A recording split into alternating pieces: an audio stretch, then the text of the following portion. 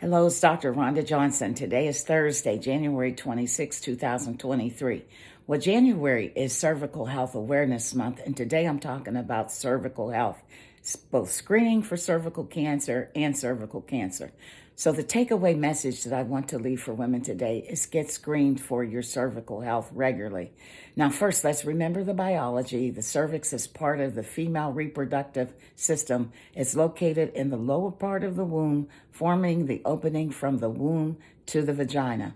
Now, cervical cancer is the uncontrolled growth of abnormal cells in the lining of the cervix. Now, here's a fact that you may not know. Cervical cancer had been on the decline in the United States, but now it's on the rise. Did you know that studies are showing cervical cancer rose among women who are between the ages of 27 to 42 years of age each year between 2012 to 2019? And folks, that was before the pandemic. Here's another fact that you may not know. Studies have shown that women who are the ages of 21 to 29 have had a significant decrease in cervical cancer screening. And lastly, one more fact. A recent study looking at women who live in California was published in the January 1st, 2023 Journal of Cancer Epidemiology, Biomarkers and Prevention. Now, this study showed more women who were 65 and older were presenting with late-stage cervical cancer than younger women. So, folks, we're talking about an issue that touches women across all ages. And did you know that cervical cancer is one of the leading causes of cancer in women? Yep, right up there with breast, colon, lung cancer. So now, almost all cervical cancers are caused by HPV. That stands for human papillomavirus. It's a very common virus that can be passed from one person to another during sex. Other risk factors for cervical cancer include tobacco use, positive family history, and people who are HIV infected. Now, cervical cancer often has no symptoms until it's advanced or what's called late stage. Late stage symptoms can include abnormal vaginal bleeding, blood in the urine, an unusual discharge from the vagina, pain during sex, and pain in the pelvis, or problems urinating or having a bowel movement. Now, how do you diagnose cervical cancer? How can it be detected? Well, through screening tests such as the Pap test and HPV test. Women may need one or both of the Pap test or HPV tests.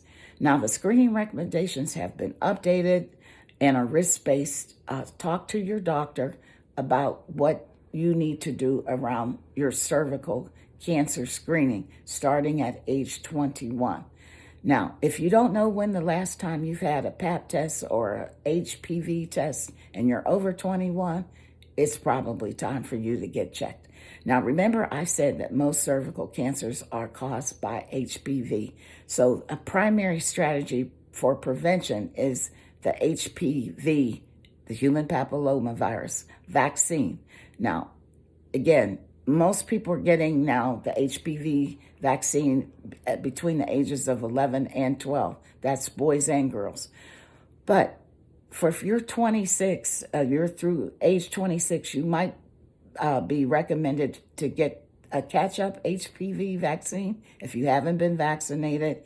And some adults who are between the ages of 27 to 45 may decide to get the HPV vaccine after speaking to their doctor. So the other point is talk to your healthcare provider as to whether or not you need HPV vaccine.